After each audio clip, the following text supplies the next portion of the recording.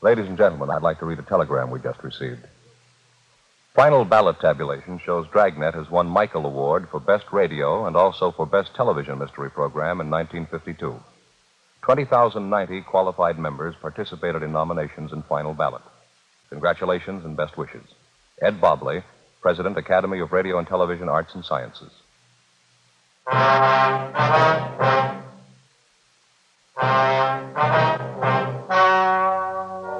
The story you are about to hear is true.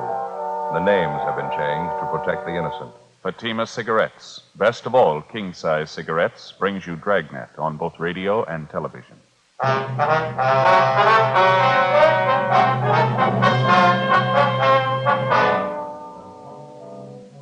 You're a detective sergeant. You're assigned a robbery detail. A United States mail truck is held up and robbed. 22 sacks of registered mail are taken. The holdup men escaped. There's no lead to their identity. Your job? Get them. Compare Fatima with any other king-size cigarette. Yes, compare Fatima with any other king-size cigarette. 1. Fatima's length filters the smoke 85 millimeters for your protection. 2. Fatima's length cools the smoke for your protection. 3. Fatima's length gives you those extra puffs, 21% longer than standard cigarette size. Fatima gives you more for your money. And in king-size Fatima, you get an extra mild and soothing smoke, plus the added protection of Fatima quality. Buy Fatima in the bright, sunny yellow pack. Best of all, king-size cigarettes.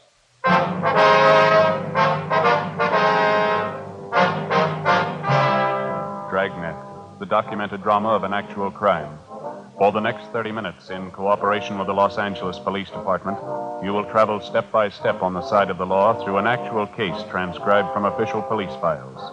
From beginning to end, from crime to punishment, Dragnet is the story of your police force in action. It was Monday, August 4th. It was hot in Los Angeles. We were working the night watch out of robbery detail. My partner's Frank Smith. The boss is Captain Didion. My name's Friday.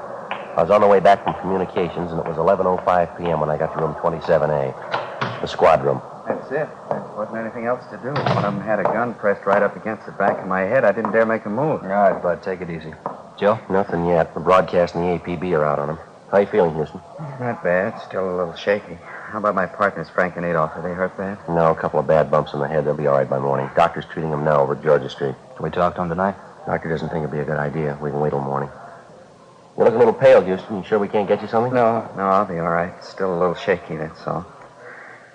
It's the worst scare I ever got in my life. Thought I was gone for sure. How about a glass of water? Yeah, okay, if you got it. You bet. You got a penny, Frank? Yeah. Okay.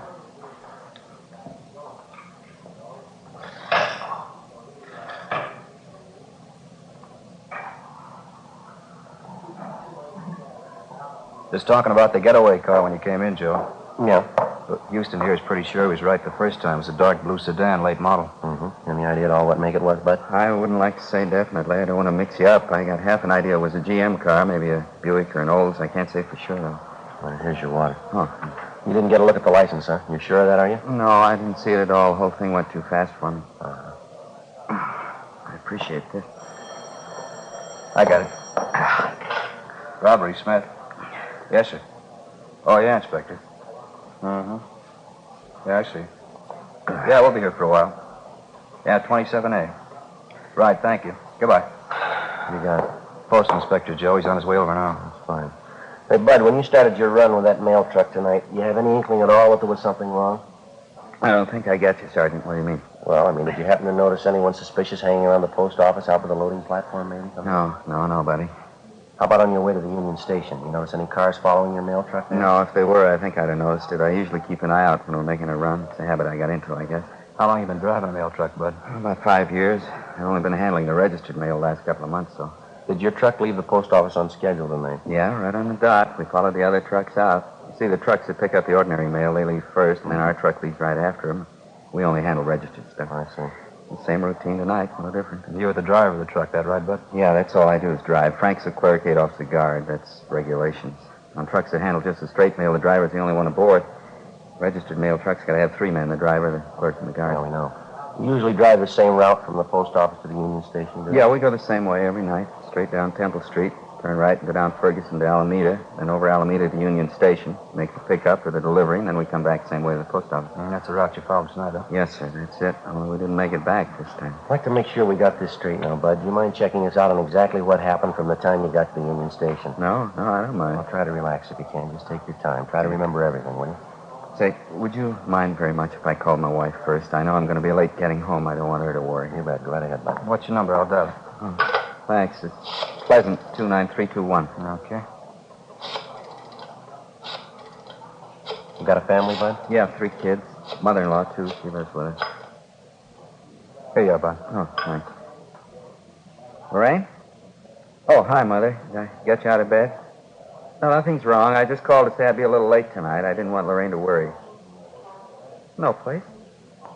No, I'm not in a bar. Why do you have to say things like that? If that's the way you feel, all right. Just tell Lorraine, will you? Hello? Mother-in-law, you never get off your back. I'm sorry to interrupt, officer. It's all right, Bud. You want to go ahead now? Let's see. You wanted to know what happened after we left Union Station? Yeah, that's right. What time was it when you left the station? Right after we loaded the mail sacks on the truck, 28 sacks, all registered, and took off. What time was that? Scheduled time, 9:56.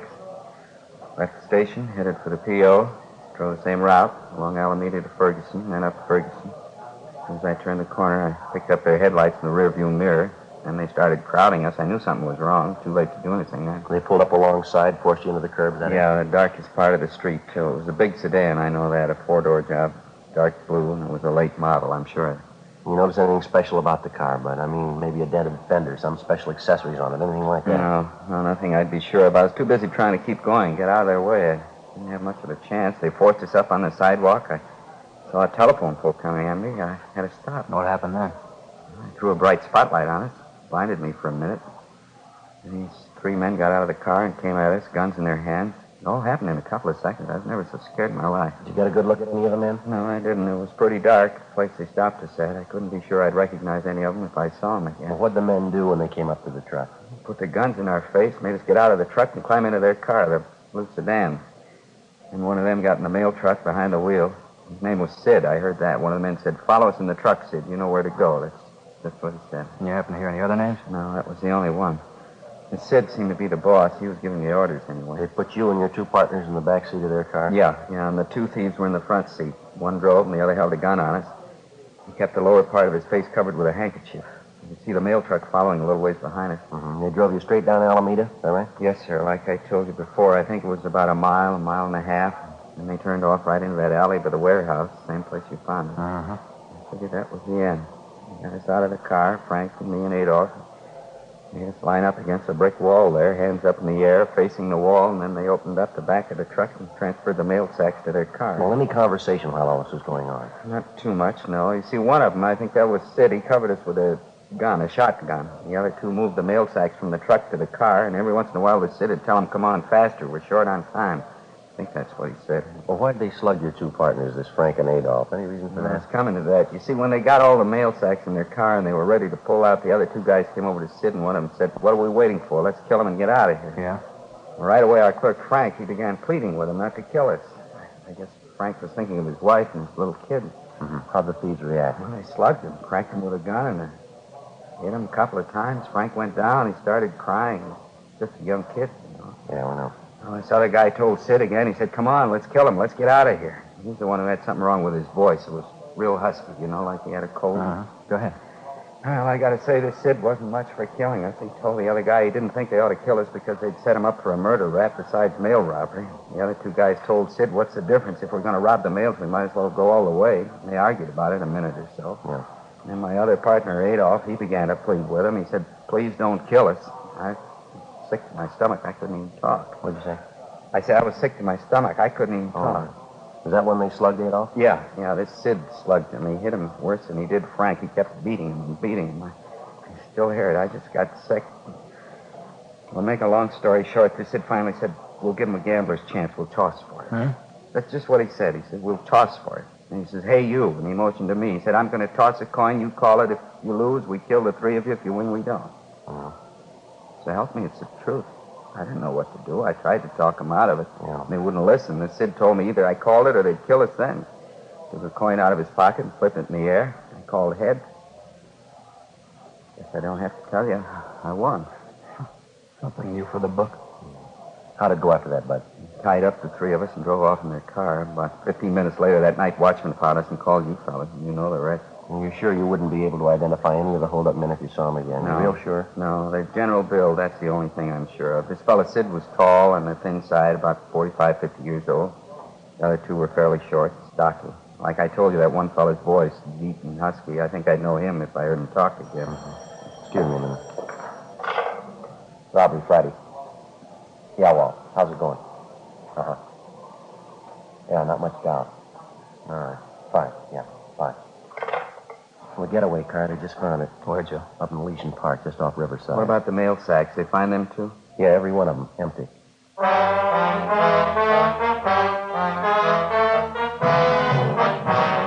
According to the report we've received, the getaway car was found parked in a clump of shrubbery on the edge of Elysian Park, about half a mile from Riverside Drive. All of the 28 registered mail sacks were found scattered in and around the car, and with the exception of a few pieces of mail, the sacks were empty. A crew from the crime lab was dispatched immediately to the scene to check the car and the mail sacks for fingerprints and to cover the entire area for physical evidence. The mail truck was also gone over for prints at the point where it had been located. The officers at the scene, Sergeants Bitteroff and Gonzalez, continued the investigation on their end. 11:50 p.m. After the inspector from the post office department arrived, we continued our interview with Bud Houston, one of the three victims of the mail truck robbery. We ended the interview a few minutes after midnight, and Houston was driven to his home. The following morning, along with the postal inspector, Frank Smith and I talked to the other two victims, the clerk and the guard who were with Houston at the time of the holdup. They could add nothing to what their partner had already told us. The investigation went on. Every possible angle was checked and rechecked. 3 days passed. Nothing. Thursday, August 7th, 5:40 p.m. Hi, Joe. How'd you make out? Oh, it's sour. Nothing at all. The guy wasn't even in town the night of the holdup, and he can prove it. You have any luck? No better than yours. I might just as well have taken the day off for all the good we did. Nothing from the stats office, huh? No. Last one we asked for won't be ready till tomorrow. It's getting a little embarrassing, Joe. We got them checking practically every robbery card they've got. M.O., description, only a few of them come close. We've already ruled them out as possible. The one you just checked on, that was the last. About does it. Might as well close up shop for the day, huh? You ready? Yeah, let's go. All right. I'll sign us out. All right.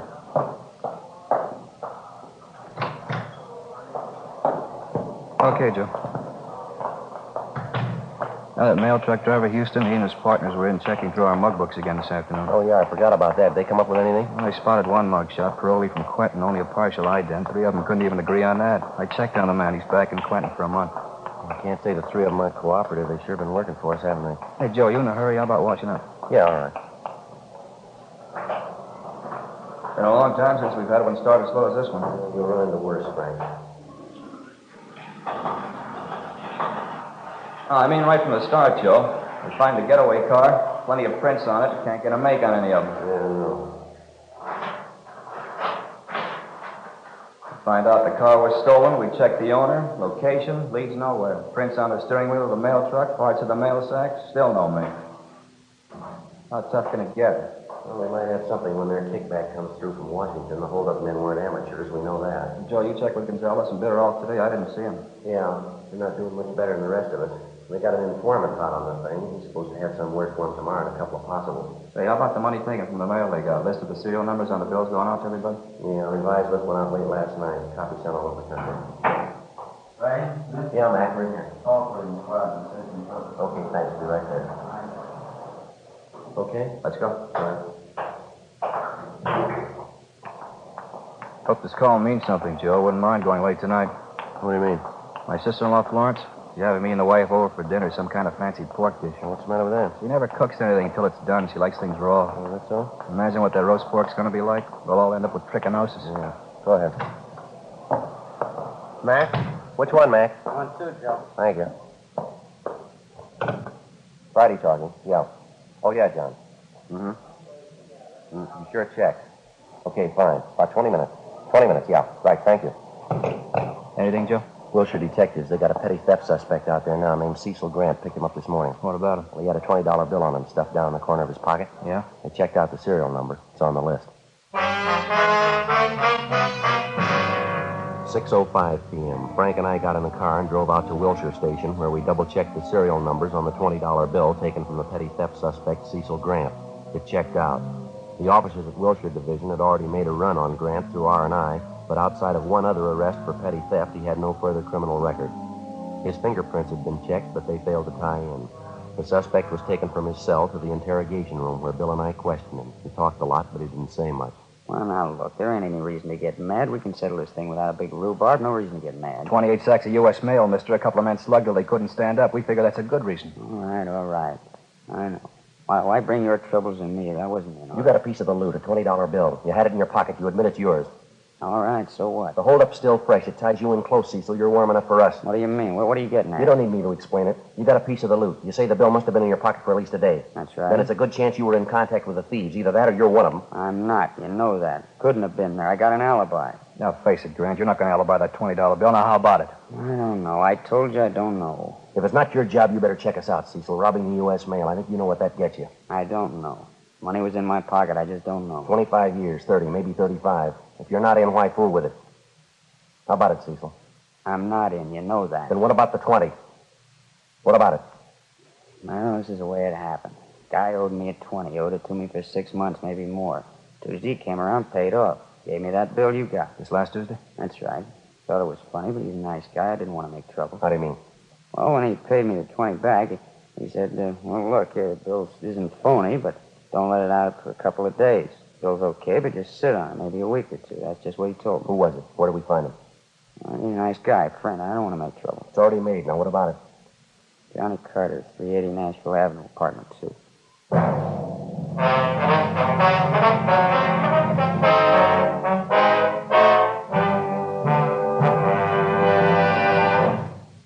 You are listening to Dragnet, authentic stories of your police force in action.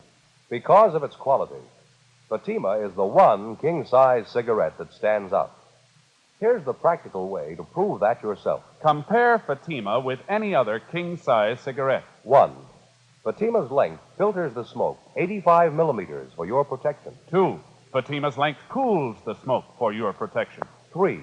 Fatima's length gives you those extra puffs, 21% longer than standard cigarette size. Fatima gives you more for your money. And in king-size Fatima, you get an extra mild and soothing smoke, plus the added protection of Fatima quality. Because of its quality, its extra mildness, and superbly blended tobaccos, more and more smokers coast to coast are switching to Fatima every day. Buy Fatima. Your money back plus postage if you're not convinced Fatima is better than the king-size cigarette you're now smoking. Just return the pack and the unsmoked Fatimas by August 1st, 1952. Fatima, Box 37, New York 1. Add to your smoking enjoyment. Smoke king-size Fatima, extra mild and soothing, plus the added protection of Fatima quality. Get Fatima in the bright, sunny yellow pack. Best of all, king-size cigarettes.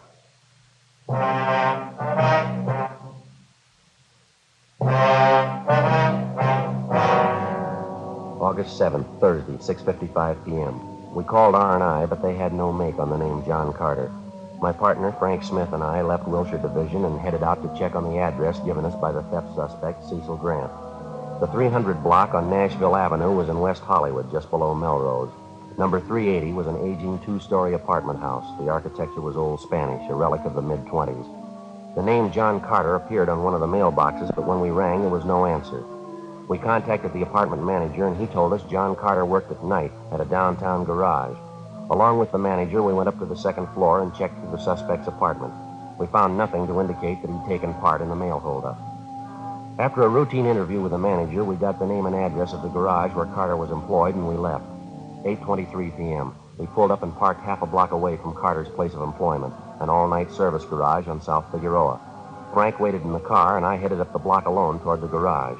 In the event Carter was one of the mail truck holdup men, there was a possibility his two Confederates might be employed at the same place he was.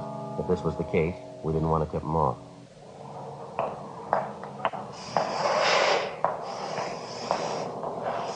Hi. Yeah. You want something? Yeah, I do. I need a little help if you got the time.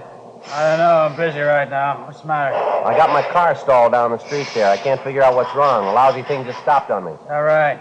Check the gas tank? Yeah, nothing as simple as that. I got almost a full tank. Well, I hate to bother you. You think you could come down and take a look at it? It's not far, just a half a block down the street. I'm pretty busy. You can see that. I don't know. Sure appreciate it if you give it a look. I'm not much of a mechanic myself. Probably something real small. My car's almost new. I don't know. Just a minute. All right, that's going to have to do. It's 2.5 service charge. I have to leave the garage. I guess you know that. Okay, that's all right with me. I got to get that car started. You pay in advance. We've had too many hassles on this before. Okay. There you go. Okay.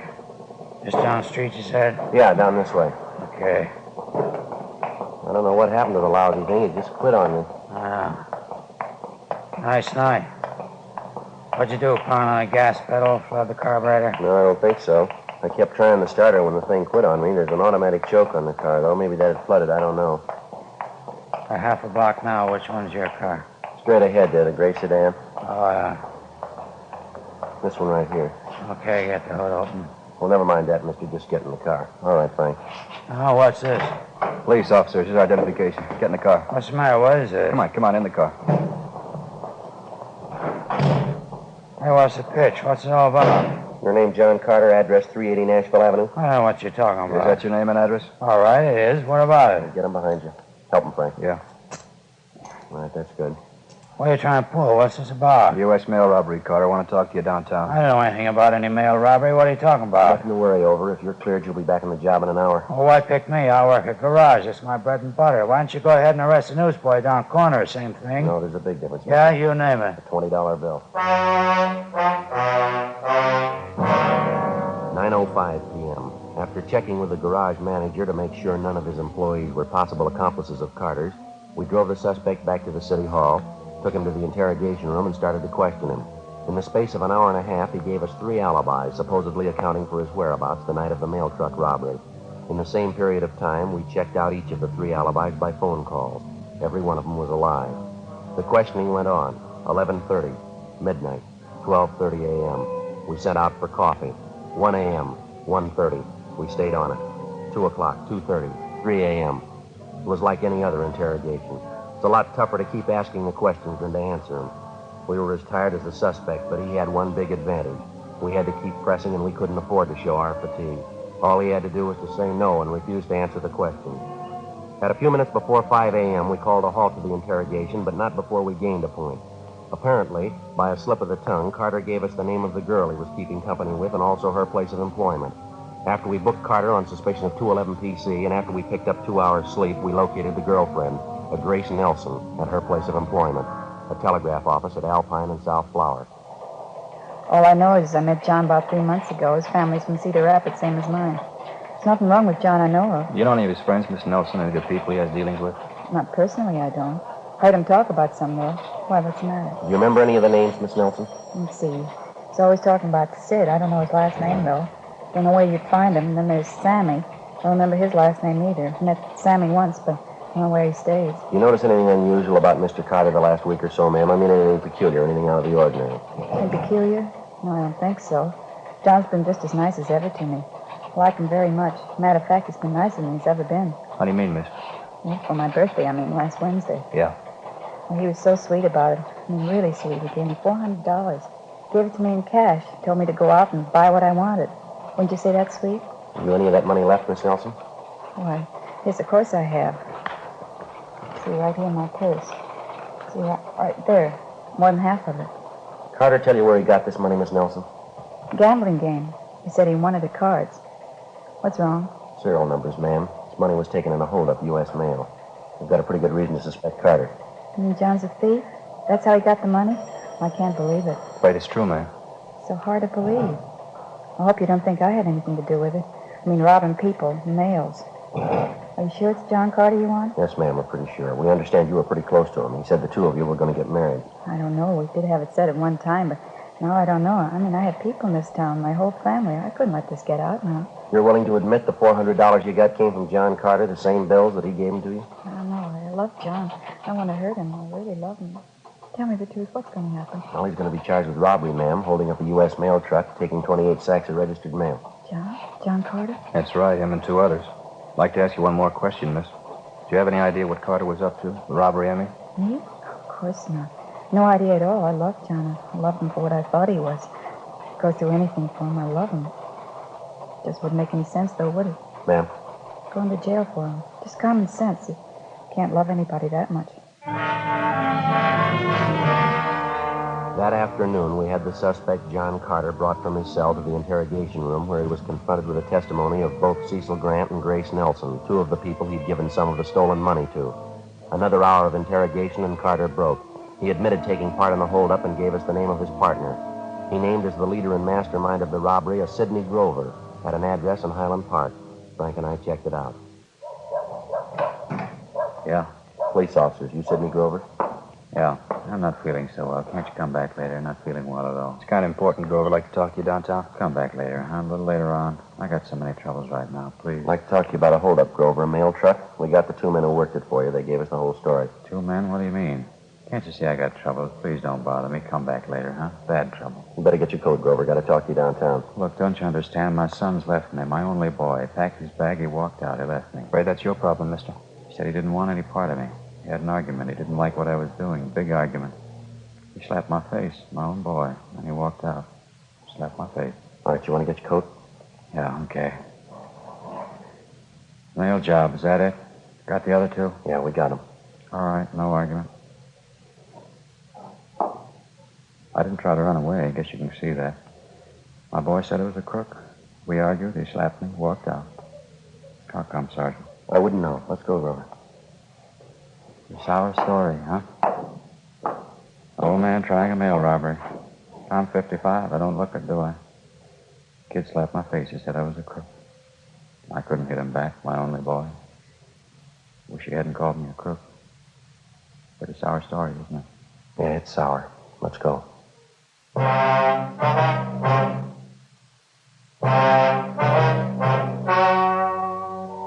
story you have just heard was true.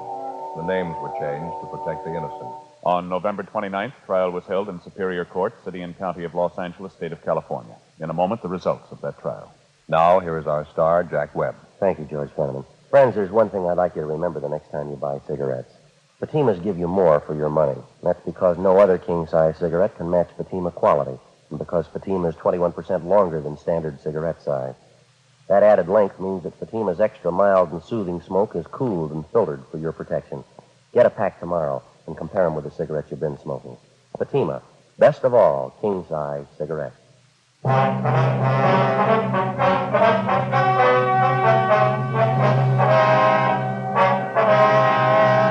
Sidney Allen Grover, along with his 2 accomplices, John Harold Carter and Samuel Maxwell Johnson, were tried and convicted of robbery in the 1st degree, 1 count, and assault with a deadly weapon, 1 count. All 3 are serving their terms in the state penitentiary. 1st degree robbery is punishable by imprisonment from 5 years to life. Assault with a deadly weapon is punishable by imprisonment for not less than 1, nor more than 10 years.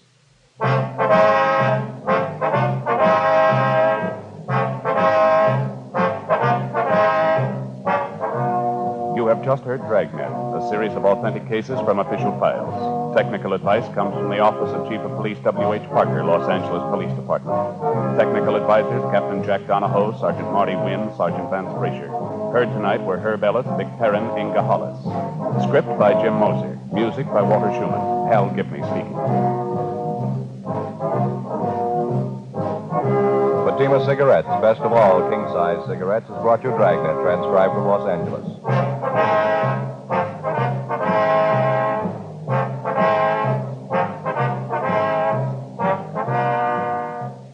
Now, it's Counter Spy on NBC.